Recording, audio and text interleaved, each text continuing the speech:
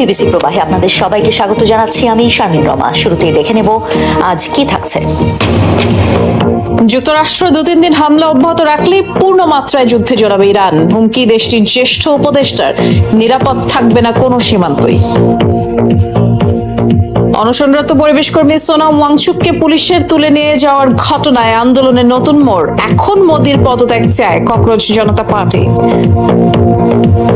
Europe জুড়ে দাবানলের ভয়াবহ তাণ্ডব। নরওয়ে থেকে স্পেন, আগুনে পুড়ছে বন জঙ্গল, জনপদ, ঘরবাড়ি ছেড়ে পালাচ্ছে লাখো মানুষ। যুক্তরাষ্ট্রকে নতুন আলটিমেটাম দিল ইরান। আর 2 থেকে 3 দিন হামলা অব্যাহত রাখলে পূর্ণ মাত্রার ধ্বংসাত্মক যুদ্ধ শুরু করবে তেহরান। নিরাপদ থাকবে না বিশ্বের কোনো রাজনৈতিক সীমান্তই। এমন সময়ে এই হুঁশিয়ারি যখন যুদ্ধবিরতি ভেস্তে দিয়ে ইরানে অভিযানের পরিধি বাড়িয়েছে যুক্তরাষ্ট্র। মধ্যপ্রাচ্যের মার্কিন ঘাঁটিগুলোয় জোরদার হামলা চালিয়ে জবাব দিয়ে যাচ্ছে তেহরানও। যুদ্ধবিরতি ভেঙে টানা 7ম রাতের মতো ইরানের যুক্তরাষ্ট্রের অভিযান। আক্রান্ত আহবাজ, সিরিক, বুশের, বন্দর আব্বাস সহ মধ্য ও দক্ষিণাঞ্চলের একাধিক শহর। কাশেম আইল্যান্ডেও হয়েছে বোমাবর্ষণ। হরমুজগানে ক্ষতিগ্রস্ত হয়েছে 2টি সেতু, 1টি টানেল। হতাহতের ঘটনাও হয়েছে সেখানে। জোরদার পাল্টা জবাব দিয়েছে ইরানও। বুশেহরের নতুন মোতায়েনকৃত আকাশ প্রতিরক্ষা ব্যবস্থা দিয়ে একটি মার্কিন MQ-9 ড্রোন ভূপাতিতের দাবি করেছে তেহরান। ইরান অনুমোদিত রুট ব্যবহার না করায় হরমুজ প্রণালীতেও হামলার টার্গেট হয়েছে একাধিক নৌযান। কুয়েতে ক্যাম্প উদেইরি ও আলী আল সালেম ঘাঁটিতে হামলার টার্গেট হয়েছে গোলা বারুদের গুদাম ও সেতু। আঘাত হেনেছে জর্ডানের 2 মার্কিন ঘাঁটিতেও। ক্ষতিগ্রস্ত একাধিক ফাইটার জেট ও সামরিক ফুয়েল ট্যাঙ্ক। পাল্টাপাল্টি হামলা জোরদারের মধ্যেই যুক্তরাষ্ট্রকে নতুন আলটিমেটাম দিয়েছে ইরান। আর মাত্র 2 থেকে 3 দিন, এরপরই আরো ভয়ঙ্কর পর্যায়ে প্রবেশ করবে যুদ্ধ। দেশটির সর্বোচ্চ নেতার উপদেষ্টা মোহসিন রেজাই দিয়েছেন এই হুঁশিয়ারি। যুক্তরাষ্ট্র যদি আরো 2 থেকে 3 দিন হামলা চালিয়ে যায়, তাহলে আমরা পূর্ণমাত্রার ও ধ্বংসাত্মক আক্রমণের পর্যায়ে প্রবেশ করব। এর অর্থ কি? এর অর্থ হলো ইরান আর শুধু পাল্টা জবাবের মধ্যেই সীমাবদ্ধ থাকবে না। ইরানের আক্রমণাত্মক শক্তির সামনে কোনো রাজনৈতিক সীমান্তই আর নিরাপদ থাকবে না। রাষ্ট্রীয় টেলিভিশন IRIB কে দেয়া সাক্ষাৎকারে রেজাই বলেন, তারা এখন পর্যন্ত যথেষ্ট সংযম দেখিয়েছে যাতে পুরো মধ্যপ্রাচ্যে সর্বাত্মক যুদ্ধ ছড়িয়ে না পড়ে। তবে যুদ্ধও চলবে, আলোচনাও চলবে, এই নীতি এখন শেষ। ওয়াশিংটন একের পর এক প্রতিশ্রুতি ভঙ্গ করায় সমঝোতা স্মারক অকার্যকর হয়ে গেছে বলেও মনে করে তেহরান। তাই প্রয়োজনে স্থল বাহিনী সহ অতিরিক্ত সামরিক সক্ষমতা মোতায়েন করবে IRGC। যুক্তরাষ্ট্র ইরান সংঘাতের জেরে হরমুজ প্রণালী দিয়ে জাহাজ চলাচল ক্রমাগত হ্রাস পাচ্ছে।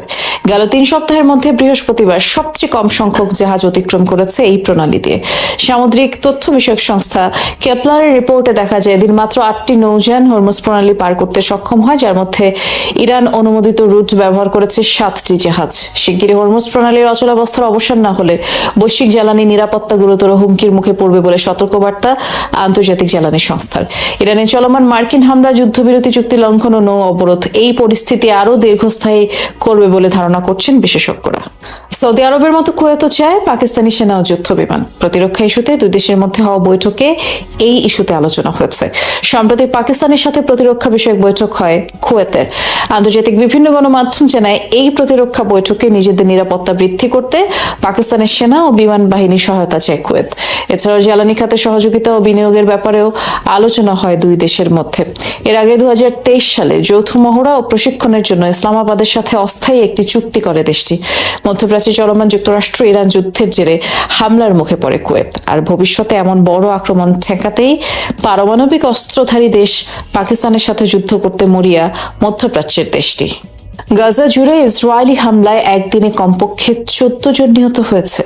ফিলিস্তিনি কর্তৃপক্ষ জানিয়েছে শুক্রবার ইসরায়েলি হামলায় নিহত এক ফিলিস্তিনির জানাজায় অংশ নিতে নুসইরাতের আহমেদ ইয়াসিন মসজিদের বাইরে ফিলিস্তিনিরা জড়ো হয়েছিল। আর সেখানে তেল আবিব ড্রোন হামলা চালালে 8 জন নিহত হয়। এই হামলায় আহত হয়েছে 20 ফিলিস্তিনি। এছাড়াও গাজায় অন্যান্য এলাকায় অব্যাহত ইসরায়েলি হামলায় একই দিন আরও 6 জনের প্রাণ গেছে। 9 মাস আগে হামাসের সাথে যুদ্ধবিরতি চুক্তি হলেও প্রতিদিনই তা লঙ্ঘন করে গাজায় হামলা চালাচ্ছে ইসরায়েলি বাহিনী। ভারতের শিক্ষামন্ত্রী পদত্যাগের দাবিতে আন্দোলনের নতুন মোড়। অনশনরত পরিবেশ কর্মী সোনাম ওয়াংচুককে জোর করে যন্তর মন্তর থেকে তুলে নিয়ে যাওয়ার ঘটনায় উত্তপ্ত পরিস্থিতি। এই ঘটনার প্রতিবাদে শিক্ষামন্ত্রীর পরিবর্তে এখন নরেন্দ্র মোদীর পদত্যাগের দাবিতে আন্দোলনের ঘোষণা দিয়েছে আলোচিত ককরোচ জনতা পার্টি। আজ থেকে অনশনে বসছেন দলটির প্রতিষ্ঠাতা অভিজিৎ দেবকে। যদিও পুলিশের দাবি, হাইকোর্টের নির্দেশেই চিকিৎসার জন্য হাসপাতালে নেওয়া হয়েছে ওয়াংচুককে। দিল্লির যন্তর মন্তরে হঠাৎ উত্তেজনা। 20 দিন পেরিয়ে যখন 21তম দিনে আলোচিত পরিবেশবিদ ও সমাজকর্মী সোনাম ওয়াংচুকের অনশন, তখন সাদা পোশাকে তাকে জোর করে তুলে নিতে যন্তর মন্তরে পুলিশ। বিক্ষোভকারীদের বাধার মুখে পড়েন তারা, তৈরি হয় বিশৃঙ্খল পরিস্থিতি। নিরাপত্তা বাহিনীর এমন আচরণে ক্ষোভ ছড়িয়েছে আন্দোলনকারীদের মাঝে। তাদের অভিযোগ, 20 জুলাইয়ের নির্ধারিত পার্লামেন্ট অভিমুখে পদযাত্রা রুখে দিতেই গুন্ডার মতো আচরণ করেছে পুলিশ। পুলিশের বেশে থাকা গুন্ডারা গালিগালাজ করতে করতে সোনাম স্যারকে টেনে হিচড়ে নিয়ে যায়। একজন 60 বছর বয়সী মানুষ, যিনি টানা 20 দিন ধরে অনশন করছেন, তাকে দিল্লি পুলিশ জোরপূর্বক নিয়ে গেল। তাকে কোথায় নিয়ে যাওয়া হয়েছে সে বিষয়ে আমাদের কোনো ধারণাই নেই। এরা আসলে পুলিশ কর্মকর্তা নয়, এরা হলো আরএসএস এর গুন্ডা। প্রতিবাদে শনিবার থেকে অনির্দিষ্টকালের অনশনের ঘোষণা দিয়েছেন ককরোচ জনতা পার্টির প্রতিষ্ঠাতা অভিজিৎ দীপকে। জানান, এ ঘটনার পর আর শিক্ষামন্ত্রী নয়, প্রধানমন্ত্রী নরেন্দ্র মোদীর পদত্যাগ চাইবেন তারা। তারা যদি মনে করে যে সোনাম স্যারকে সরিয়ে দিলেই এই আন্দোলন শেষ হয়ে যাবে, তবে ভুল করছে। এতদিন ধর্মেন্দ্র প্রধানের পদত্যাগের দাবি করছিলাম, কিন্তু এই জঘন্য ঘটনার পর এখন নরেন্দ্র মোদীর পদত্যাগ চাইব। এদিকে পুলিশের দাবি, আদালতের নির্দেশেই সোনাম ওয়াংচুককে হাসপাতালে নেওয়া হয়েছে। বিক্ষোভকারীদের বিরুদ্ধে কোনো প্রকার বল প্রয়োগ করা হয়নি বলেও দাবি তাদের। हाईकोर्ट के आदेशानुसार চিকিৎসার জন্য সোনাম ওয়াংচুককে এখান থেকে একটি সরকারি হাসপাতালে স্থানান্তর করা হয়েছে। মাননীয় হাইকোর্টের নির্দেশ অনুযায়ী এবং বিশেষজ্ঞ চিকিৎসকদের পরামর্শেই এই পদক্ষেপ নেওয়া হয়েছে। এখানে লাঠিচার্জ বা শক্তি প্রয়োগের কোনো ঘটনা ঘটেনি। मच नीडेड मेडिकल इंटरवेंशन है। সোনাম ওয়াংচুককে জোর করে হাসপাতালে নেওয়ার ঘটনায় বিজেপি সরকারকে তুলোধুনো করছে কংগ্রেস সহ অন্যান্য বিরোধী দলগুলো। গত এক সপ্তাহে ইউক্রেনের বন্দর নগরীতে অন্তত 20টি বড় হামলা চালিয়েছে রাশিয়া। শুক্রবার এক বিবৃতিতে এই তথ্য জানায় রুশ সেনাবাহিনী। এতে ব্যাপকভাবে ক্ষতিগ্রস্ত হয় কিয়েভের গোলাবারুদ ডিপো, জ্বালানি অবকাঠামো, ড্রোন কারখানা। লক্ষ্যবস্তুতে নিখুঁতভাবে আঘাত হানতে আকাশ ও স্থলভিত্তিক দূরপাল্লায় অস্ত্র ব্যবহার করেছে মস্কো। রাশিয়ার অভ্যন্তরে বেশ কয়েকটি তেল ও জ্বালানি কেন্দ্র লক্ষ্য করে পাল্টা আক্রমণের দাবি করেছে কিয়েভও। তবে ইউক্রেনের এই হামলার 4000-এর বেশি ড্রোন ভূপাতিত করা হয়েছে বলে জানায় রুশ বাহিনী। রাশিয়ার ভেতরেই হামলা আগামী দিনগুলোতে অব্যাহত থাকবে বলে হুঁশিয়ারি প্রেসিডেন্ট জেলেনস্কির। রাশিয়ার বিরুদ্ধে যুদ্ধের মধ্যে বিক্ষোভে উত্তাল ইউক্রেন। শুক্রবার রাজধানী কিয়েভে প্রেসিডেন্ট ভলোদিমির জেলেনস্কির কার্যালয়ের সামনে টানা দ্বিতীয় দিনের মতো বিক্ষোভ হয়েছে। প্রতিরক্ষা মন্ত্রীকে দায়িত্ব থেকে সরিয়ে দেওয়ার প্রতিবাদে বিক্ষোভে নেমেছে সাধারণ মানুষ। এ সময় সেনাপ্রধানকে বরখাস্তের দাবিও জানান আন্দোলনকারীরা। তাদের অভিযোগ, অত্যাধুনিক প্রযুক্তি ব্যবহার না করে সোভিয়েত যুগের কৌশলে যুদ্ধ করছেন সেনাপ্রধান, আর তার অধীনে রাশিয়ার বিরুদ্ধে জয় অসম্ভব বলেও দাবি তাদের। প্রতিরক্ষা মন্ত্রীকে অব্যাহতি দেওয়ার কারণ স্পষ্ট না করলেও জেলেনস্কি জানিয়েছেন সেনাপ্রধানের সাথে তার মত পার্থক্য চরমে পৌঁছেছে। চীন ও রাশিয়ার অর্থনৈতিক চাপ ও নিরাপত্তার হুমকি মোকাবেলায় আলোচনায় বসেছে জার্মানি, ফ্রান্স। শুক্রবার বার্লিন প্যারিসের নিয়মিত যৌথ মন্ত্রিসভার বৈঠক হয়। এ সময় দুই দেশের নেতারা চীনের বাণিজ্যিক নীতি নিয়ে সমালোচনা করেন। উন্নত দেশের তুলনায় 8 গুণেরও বেশি রাষ্ট্রীয় ভর্তুকি দিচ্ছে বেইজিং, আর তাতে অতিরিক্ত উৎপাদনে ইউরোপের বাজারে অতিরিক্ত চাপ পড়েছে বলে অভিযোগ দুই দেশের। এছাড়াও আঞ্চলিক নিরাপত্তায় যুক্তরাষ্ট্রের উপর নির্ভরশীলতা কমিয়ে আনতে জোর দেয় বার্লিন ও প্যারিস। যৌথ প্রতিরক্ষা ব্যবস্থা, দূরপাল্লার অত্যাধুনিক ক্ষেপণাস্ত্রের রূপরেখা তুলে ধরেন জার্মান চ্যান্সেলর ফ্রেডরিক মার্টেস ও ইমানুয়েল ম্যাক্রন। এক দশকে সপ্তমবারের মতো প্রধানমন্ত্রী বদলাতে যাচ্ছে ইংল্যান্ড। অস্থিতিশীল ব্রিটেনে এবার সরকার প্রধান হিসেবে দায়িত্ব নিতে যাচ্ছেন লেবার পার্টির Andy Burnham. King of the north হিসেবে পরিচিত এই নেতার উত্থানের পথ মোটেও মসৃণ ছিল না। ব্যর্থতার দায় নিয়ে লন্ডনের রাজনীতি ছেড়ে একসময় ফিরেছিলেন নিজ এলাকায়। সেখান থেকেই শুরু হয় সাফল্যের যাত্রা। নানা চড়াই উতরাই পেরিয়ে এবার যুক্তরাজ্যের সবচেয়ে গুরুত্বপূর্ণ আসনে বসতে যাচ্ছেন লেবার নেতা। যুক্তরাজ্যের রাজনীতিতে একের পর এক নাটকীয় পট পরিবর্তন নতুন কিছু না।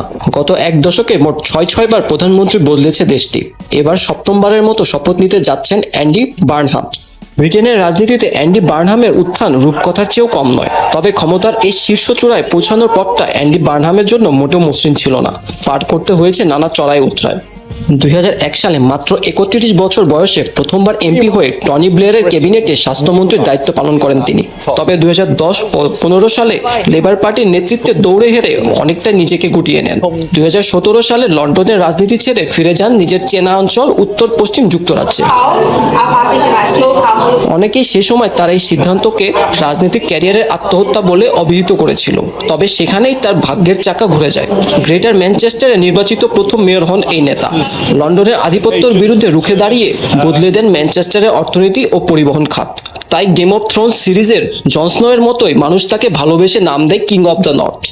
একের পর এক ভুল নীতি ও সিদ্ধান্তে যখন প্রধানমন্ত্রী কিয়ার স্টারমারের জনপ্রিয়তা হারাতে থাকে, তখন লেবার পার্টির ত্রাতা হয়ে আসেন অ্যান্ডি বার্নহাম। তবে প্রধানমন্ত্রী হওয়ার দৌড়ে বাধা হয়ে দাঁড়ায় ব্রিটিশ আইন। মাসখানেক আগে ম্যাকারফিল্ড এলাকায় উপনির্বাচনে জয়ী হয়ে ফেরেন সংসদে। তার এই জয়ে বিদায় ঘণ্টা বাজে স্টারমারে। পুরো প্রতিদ্বন্দ্বিতা ছাড়াই লেবার পার্টির সংখ্যাগরিষ্ঠ এমপির সমর্থনে বার্নহামের মাথায় উঠে দলের মুকুট। তবে ব্রেক্সিটের পর থেকে অর্থনৈতিক চাপে দেশটি, একই সাথে ইউক্রেন ও মধ্যপ্রাচ্যের যুদ্ধ পরিস্থিতি আরো জটিল করে তুলেছে। উত্তরের এই রাজা ব্রিটেনের ভাগ্য বদলাতে কি উদ্যোগ নেন সেটাই এখন দেখার বিষয়। ইউরোপ জুড়ে আরো তীব্র রূপ নিয়েছে দাবানল। আগুনের ভয়াবহতার সাথে লড়ছে Norway, Sweden, France, Spain, Portugal সহ আরো কয়েকটি দেশ। পুড়ে গেছে লাখ লাখ একর আবাদি জমি, বন, পাহাড়ি এলাকা। বিভিন্ন জায়গায় লোকালয়ে আগুন ছড়িয়েছে, ঘটেছে প্রাণহানিও। চরম ঝুঁকিতে ঘরবাড়ি ছাড়তে বাধ্য হচ্ছে হাজার হাজার মানুষ। দাবানলের লেলিহান শিখায় পড়ছে একের পর এক বন। কয়েকদিন ধরেই ঘন কালো ধোঁয়ায় ঢাকা আকাশ। আগুন ছড়িয়ে পড়েছে লোকালয়ে। খড়কুটোর মতো জ্বলছে কাঠের বাড়ি। পুড়ে ছাই হয়ে যাচ্ছে সাজানো ঘর। নরওয়ের ড্রামেন শহরের সবুজ শ্যামল উপত্যকা এখন এক পোড়া ভূমি। তীব্র বাতাসের তোড়ে দ্রুত গতিতে ছড়াচ্ছে আগুন। হেলিকপ্টার, ওয়াটার বোম্বার ব্যবহার করে অবিরাম ঢালা হচ্ছে পানি। আগুন নিয়ন্ত্রণে হিমশিম খাচ্ছে শত শত ফায়ার সার্ভিস কর্মী। প্রাণ বাঁচাতে ঘরবাড়ি ছেড়ে পালাচ্ছে স্থানীয় বাসিন্দারা। আমাদের এলাকা ছেড়ে চলে যেতে বলা হয়েছিল। তাড়াহুড়ায় কেবল খুব প্রয়োজনীয় কিছু জিনিস নিয়ে ঘর থেকে বেরিয়ে আসি। এরপরে দেখি দাউ দাউ করে জ্বলছে আমার বাড়ির পেছনের অংশ। আমার মেয়ে ফোন করে জানালো অ্যাপার্টমেন্ট ব্লকে আগুন লেগেছে। গিয়ে দেখলাম আগুন অবিশ্বাস্য দ্রুত গতিতে ছড়াচ্ছে। লেলিহান শিখা গ্রাস করেছে একের পর এক বাড়ি। দেখলাম আমার মেয়ের বাড়িটাও চলছে। দাবানলের ভয়াবহতা শুধু নরওয়েতেই সীমাবদ্ধ নয়। ধ্বংসলীলা ছড়িয়ে পড়েছে ইউরোপের উত্তরের বরফ ঘেরা আর্কটিক সার্কেল থেকে শুরু করে দক্ষিণের বাল্টিক সাগরের সীমান্তেও। জ্বলছে অন্তত 44টি এলাকা। বিষাক্ত ধোঁয়া থেকে বাঁচতে ঘরের দরজা জানালা বন্ধ রাখার নির্দেশ দিয়েছে স্থানীয় প্রশাসন। প্রচণ্ড গরম ও দীর্ঘস্থায়ী খরার কারণে সারা দেশে দাবানলের সতর্ক বার্তা দিয়েছে সুইডেন। ভয়াবহ দাবানলে পুড়ছে স্পেনও। পুড়ে গেছে কয়েক হাজার হেক্টর এলাকা। জীবন বাঁচাতে ঘরবাড়ি ছাড়তে বাধ্য হয়েছে অনেকে। দাবানলের ভয়াবহতার সাথে লড়ছে ফ্রান্স, পর্তুগাল, ব্রাজিল, প্যারাগুয়ে এবং গ্রিস। গরম শুষ্ক আবহাওয়া ও তীব্র হাওয়ায় দ্রুত বনভূমি থেকে লোকালয়ে ছড়িয়েছে আগুন। কানাডার দাবানলের কারণে সৃষ্ট ধোঁয়া ছড়িয়ে পড়ছে যুক্তরাষ্ট্রে, আর সে কারণে দেশটির উপর শুল্ক আরোপের হুঁশিয়ারি দিয়েছেন মার্কিন প্রেসিডেন্ট ডোনাল্ড ট্রাম্প। শুক্রবার ট্রুথ সোশ্যালে দেওয়া পোস্টে তিনি অভিযোগ করেন, কানাডার অবহেলার কারণে তৈরি হয়েছে অস্বাস্থ্যকর পরিবেশ। দাবি, শত শত দাবানল থেকে আসা কালো ধোঁয়া, নোংরা, দূষিত বাতাসে যুক্তরাষ্ট্রের উত্তরাঞ্চল ঢেকে গেছে, আর সে কারণেই কানাডার উপর নতুন শুল্ক আরোপের পরিকল্পনার কথা জানান তিনি। এ বিষয়ে দেশটির প্রধানমন্ত্রী মার্ক কার্নির সাথে কথা বলবেন বলেও জানান। অবশ্য পাল্টা জবাবে কানাডা অভিযোগ করেনি, বরং আগুন নেভাতে প্রয়োজনীয় সহায়তা চেয়েছে যুক্তরাষ্ট্রের কাছে। যেমনটি বলছিলাম, কানাডায় আরো ভয়াবহ রূপ নিয়েছে দাবানল। পুড়ে গেছে প্রায় 24 লাখ হেক্টরেরও বেশি এলাকা। সক্রিয় 850-র বেশি দাবানল, বেশিরভাগই নিয়ন্ত্রণের বাইরে। কেবল অন্টারিওতেই প্রায় 200 স্থানে আগুন জ্বলছে। প্রদেশটিতে 80টি ওয়াটার বম্বার নিয়ে আগুন নেভাতে কাজ করছে 1.5 শতাধিক ফায়ার সার্ভিস সদস্য। বিষাক্ত কালো ধোঁয়ায় টরন্টো ছেয়ে গেছে। দূষিত শহরের তালিকায় এরই মধ্যে প্রথম স্থানে উঠে এসেছে টরন্টো, আর নিরাপদ স্থানে সরিয়ে নেওয়া হচ্ছে 1600 মানুষকে। কালো ধোঁয়া ছড়িয়ে পড়েছে যুক্তরাষ্ট্রের উত্তরাঞ্চলেও। বিষাক্ত বাতাসের কারণে মাস্ক পরার নির্দেশনা দেওয়া হয়েছে বাসিন্দাদের। এই দাবানল নিয়ন্ত্রণে যুক্তরাষ্ট্রের কাছে সাহায্য চেয়েছে কানাডার সরকার। জলবায়ু পরিবর্তনের কারণে ইউরোপ আমেরিকায় ক্রমেই দাবানলের ভয়াবহতা বাড়ছে বলছেন বিশেষজ্ঞরা।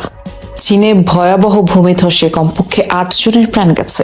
দেশটির দক্ষিণ পশ্চিমাঞ্চলীয় শহর চংকংয়ে শুক্রবার এই দুর্ঘটনা ঘটে। এতে বেশ কিছু আবাসিক ভবন মাটির নিচে চাপা পড়েছে। মাটির নিচ থেকে 10 জনকে উদ্ধার করা হয়েছে, যাদের মধ্যে 2 জনের অবস্থাই আশঙ্কাজনক। এখনো অন্তত 34 জন নিখোঁজ।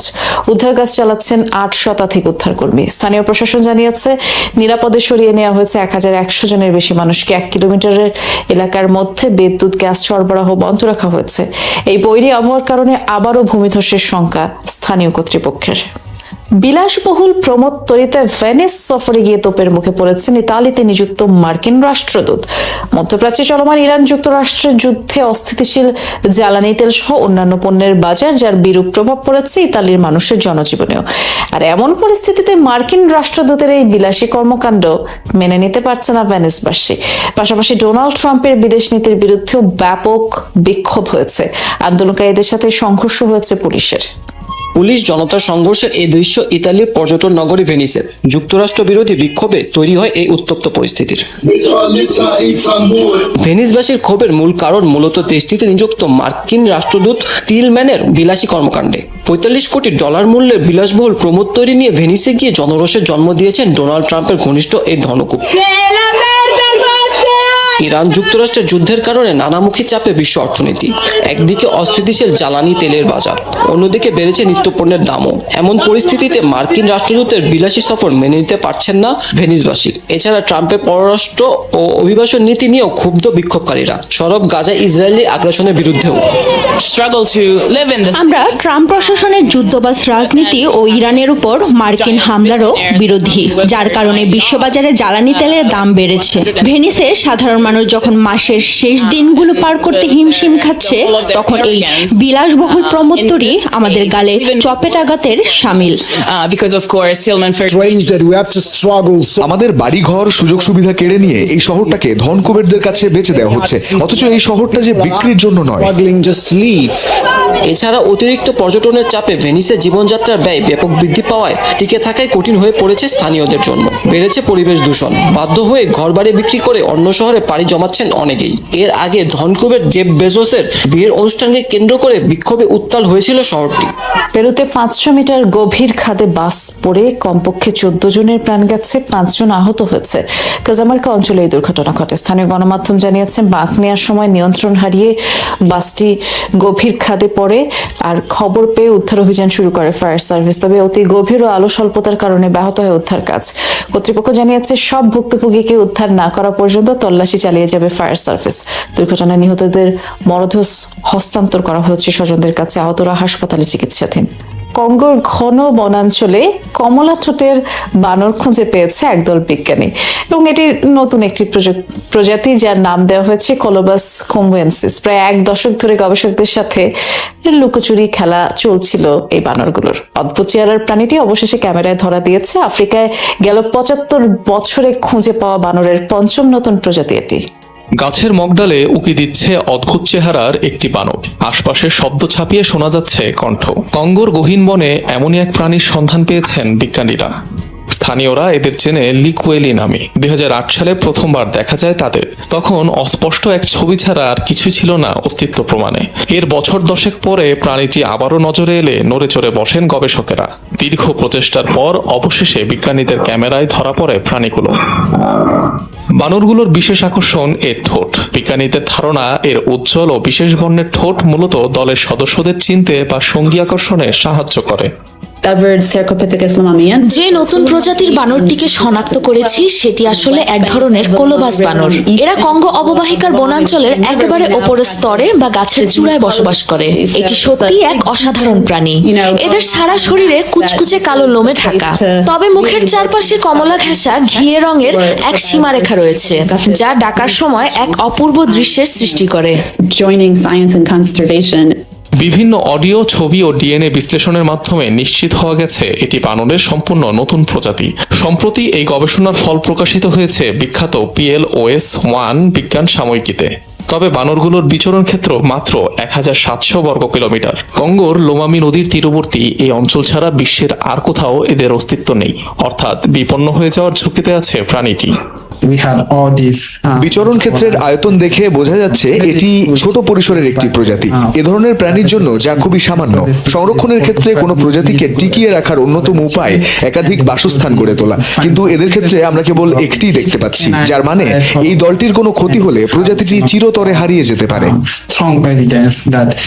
নতুন প্রজাতির এই বানরগুলো খুবই লাজুক। দীর্ঘদিন ধরে বসবাস করলেও আশপাশে গ্রামের বেশিরভাগ বাসিন্দাই এদের দেখতে পায়নি। তবে স্থানীয়ভাবে মাংসের জন্য শিকার হওয়ায় মোটেও নিরাপদ নয় শান্ত এই প্রাণীর ভবিষ্যৎ। ইরানের আকাশে টানা সপ্তম রাতের মতো জ্বলছে মার্কিন হামলার আগুন। মার্কিন প্রেসিডেন্ট ডোনাল্ড ট্রাম্প সাময়িক যুদ্ধবিরতি চুক্তি শেষ বলে ঘোষণা করার পর থেকেই তেহরানের ওপর সামরিক চাপ বাড়িয়েছে ওয়াশিংটন। যুক্তরাষ্ট্রের সেন্ট্রাল কমান্ড বা সেন্টকম জানিয়েছে, প্রেসিডেন্টের নির্দেশেই ইরানের সামরিক সক্ষমতা পুরোপুরি গুঁড়িয়ে দিতে এই ধারাবাহিক হামলা চালানো হচ্ছে। হামলার তীব্রতা কতটা তার প্রমাণ মিলছে খোদ ইরানের ভেতরেই। দেশটির মধ্যাঞ্চলীয় শহর ইয়াজত, কুসুম দ্বীপ এবং কৌশলগত অত্যন্ত গুরুত্বপূর্ণ হরমুজ প্রণালীর পাশে অবস্থিত বন্দর আব্বাস এলাকায় রাতভর বিকট বিস্ফোরণের শব্দ শোনা গেছে। সংঘাতের এই উত্তপ্ত পরিস্থিতির মধ্যেই শুরু হয়েছে তথ্যের লড়াই। ইরানের রাষ্ট্রচালিত ফার্স্ট নিউজ এজেন্সি দাবি করেছে, হরমুজ প্রণালীর একটি মাইনযুক্ত অংশ পার হওয়ার সময় দুটি তেলবাহী ট্যাঙ্কারে বিস্ফোরণ ও অগ্নিকাণ্ডের ঘটনা ঘটেছে। রেভলিউশনারি গার্ডস বা আইআরজিসির এই দাবিকে অবশ্য সরাসরি মিথ্যা বলে উড়িয়ে দিয়েছে সেন্টকম। তবে দাবি পাল্টা দাবির চেয়েও বড় সংকট তৈরি হয়েছে বিশ্বের অন্যতম প্রধান বাণিজ্যিক রুট হরমুজ প্রণালীতে। এই যুদ্ধ পরিস্থিতির কারণে প্রণালীটিতে নৌযান চলাচল প্রায় স্থবির হয়ে পড়েছে। অথচ স্বাভাবিক সময়ে বিশ্বের মোট তেল ও তরলীকৃত প্রাকৃতিক গ্যাস বা এলএনজি সরবরাহের প্রায় 1/5 পরিবাহিত হয় এই একমাত্র রুট দিয়েই। ফলে এই অচলাবস্থা বিশ্ব অর্থনীতিতে বড় ধাক্কা দিতে পারে বলে আশঙ্কা করা হচ্ছে। এদিকে লড়াইয়ের পরিধি এখন আর শুধু ইরান যুক্তরাষ্ট্রের মধ্যে সীমাবদ্ধ নেই। ইরানের সশস্ত্র বাহিনীর দাবি, তারা কুয়েত, বাহরাইন, জর্ডান এবং প্রথমবারের মতো সিরিয়ায় অবস্থিত মার্কিন সামরিক স্থাপনাগুলোতে হামলা চালিয়েছে। ওয়াশিংটন থেকে এই দাবি অস্বীকার করলেও কুয়েতি কর্মকর্তারা জানান, ইরানি ড্রোন হামলায় তাদের বেশ কয়েকজন সেনা আহত হয়েছেন এবং একটি বিদ্যুৎ কেন্দ্র ও পানি শোধন প্ল্যান্ট ক্ষতিগ্রস্ত হয়েছে। অন্যদিকে সিবিএস নিউজ সূত্রের খবর, জর্ডানের দুটি ঘাঁটিতে ইরানের হামলায় মার্কিন সেনা সদস্যরাও আহত হয়েছেন। হামলার লক্ষ্যবস্তু নিয়েও চলছে চরম বিতর্ক। তেহরানের অভিযোগ, যুক্তরাষ্ট্র ইরানের সেতু, রেল স্টেশন এবং বিমানবন্দরের মতো বেসামরিক অবকাঠামোতে আঘাত হানছে, যাতে হরমুজগান প্রদেশে অন্তত 7 জন নিহত হয়েছেন। বিবিসি ভেরিফাই এবং বিবিসি পার্সিয়ান ইতোমধ্যেই গারিবেহ সেতু ধ্বংসের ফুটেজ যাচাই করে এর সত্যতা নিশ্চিত করেছে। স্যাটেলাইট ও দিনের আলোর ছবিতে দেখা গেছে রাস্তাটির একটি বড় অংশ ধসে পড়েছে। যদিও হোয়াইট হাউসের মুখপাত্রের দাবি, যুক্তরাষ্ট্র কেবল সামরিক লজিস্টিক অবকাঠামোকে লক্ষ্যবস্তু বানিয়েছে, কোনো বেসামরিক স্থাপনা নয়। ইরানের সঙ্গে শান্তি আলোচনা ভেস্তে যাওয়ার পর মার্কিন এই নৈশকালীন হামলার 1 সপ্তাহ পূর্ণ হলো। মূলত হরমুজ প্রণালীর ভবিষ্যৎ নিয়ন্ত্রণ কার হাতে থাকবে, এই এক জেদি স্থায়ী যুদ্ধবিরতির সমস্ত প্রচেষ্টাকে ব্যর্থ করে দিয়েছে। আর তার মাসুল গুনছে মধ্যপ্রাচ্যের সাধারণ মানুষ এবং থমকে যাওয়া বিশ্ব বাণিজ্য। উইম্বলডন চ্যাম্পিয়নশিপের কোর্টে টেনিস তারকাদের ব্যবহৃত বিশ্ববিখ্যাত তোয়ালে তৈরি হয় ভারতের ওয়েলস্প্যান লিভিং এর কারখানায়। এতকাল ব্রিটিশ হাই স্ট্রিটের নামী রিটেইলার জন লুইস বা টেসকোর তাকে এই ভারতীয় তোয়ালে কিংবা বেডশিট পৌঁছাতে গুনতে হতো প্রায় 12% শুল্ক। কিন্তু দীর্ঘ আলোচনার পর অবশেষে কার্যকর হলো ভারত যুক্তরাজ্য মুক্ত বাণিজ্য চুক্তি বা এফটিএ। আর এই ঐতিহাসিক চুক্তির হাত ধরে বৈশ্বিক অর্থনীতির 2 পরাশক্তির বাণিজ্য সম্পর্কে যুক্ত হলো এক নতুন অধ্যায়। এই চুক্তির ফলে যুক্তরাজ্যে ভারতীয় রপ্তানির 99% এবং ভারতে যুক্তরাজ্যের আমদানির 90% পণ্যের উপর থেকে শুল্ক প্রত্যাহার বা হ্রাস করা হয়েছে। ব্রেক্সিট বা ইউরোপীয় ইউনিয়ন ত্যাগের পর ব্রিটিশ সরকারের দৃষ্টিতে এটি তাদের অন্যতম বৃহত্তম এবং অর্থনৈতিকভাবে সবচেয়ে গুরুত্বপূর্ণ দ্বিপাক্ষিক বাণিজ্য চুক্তি। দীর্ঘমেয়াদে এই চুক্তি যুক্তরাজ্যের জিডিপি প্রায় 4.8 বিলিয়ন পাউন্ড এবং ভারতের জিডিপি বার্ষিক 5.1 বিলিয়ন পাউন্ড বৃদ্ধি করবে বলে ধারণা করা হচ্ছে। বিশেষ করে টেক্সটাইল, তৈরি পোশাক, জুতা এবং সামুদ্রিক পণ্যের মতো শ্রমনিবিড় খাতের ভারতীয় উদ্যোক্তারা এখন বড় ধরনের প্রবৃদ্ধির স্বপ্ন দেখছেন। এতকাল বাংলাদেশ বা পাকিস্তানের মতো দেশগুলো ডেভেলপিং কান্ট্রিজ ট্রেডিং স্কিমের আওতায় যুক্তরাজ্যে শুল্কমুক্ত সুবিধা পেলেও ভারতকে গুনতে হতো চড়া শুল্ক। ফলে যুক্তরাজ্যের হোম টেক্সটাইল বাজারের সিংহভাগই ছিল পাকিস্তানের দখলে। এখন শুল্কের সেই দেয়াল ভেঙে যাওয়ায় ব্রিটিশ ক্রেতাদের সঙ্গে সরাসরি দীর্ঘমেয়াদী যৌথ পরিকল্পনার সুযোগ তৈরি হয়েছে ভারতীয় কোম্পানিগুলোর।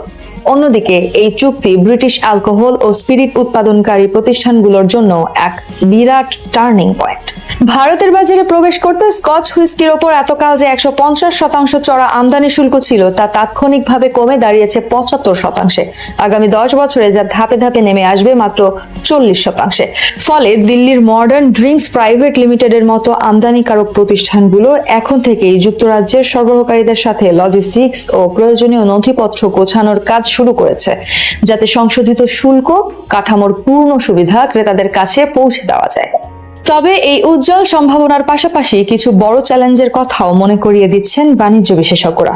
দিল্লি ভিত্তিক think tank global trade research initiative বা GTRI এর তথ্য অনুযায়ী বিগত অর্থ বছরে যুক্তরাজ্যে ভারতের $13.5 বিলিয়ন রপ্তানির অর্ধেকই সম্পন্ন হয়েছে মোস্ট ফেভার্ড নেশন ব্যবস্থার অধীনে, যা আগে থেকেই শুল্কমুক্ত ছিল।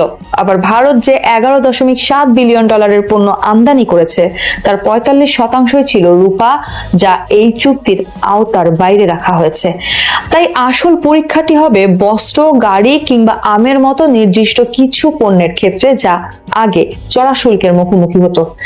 তাছাড়া যুক্তরাজ্যের ইস্পাত আমদানির ওপর বহাল থাকা কোটা ব্যবস্থা এবং প্রস্তাবিত কার্বন ট্যাক্স বা CBAM এর মতো শুল্ক বহির্ভূত বাধাগুলো ভারতীয় রপ্তানির কার্যকর খরচ বাড়িয়ে দিতে পারে, যা নতুন বাণিজ্য বিরোধের জন্ম দেওয়ার আশঙ্কা তৈরি করে। একই সাথে ভারতের অভ্যন্তরীণ ক্ষুদ্র ব্যবসায়ীদের মধ্যে FTA ব্যবহারের ঐতিহাসিক অনীহা এবং শুল্ক হ্রাসের নিয়মকানুন সম্পর্কে অসচেতনতাও একটি বড় অন্তরায়।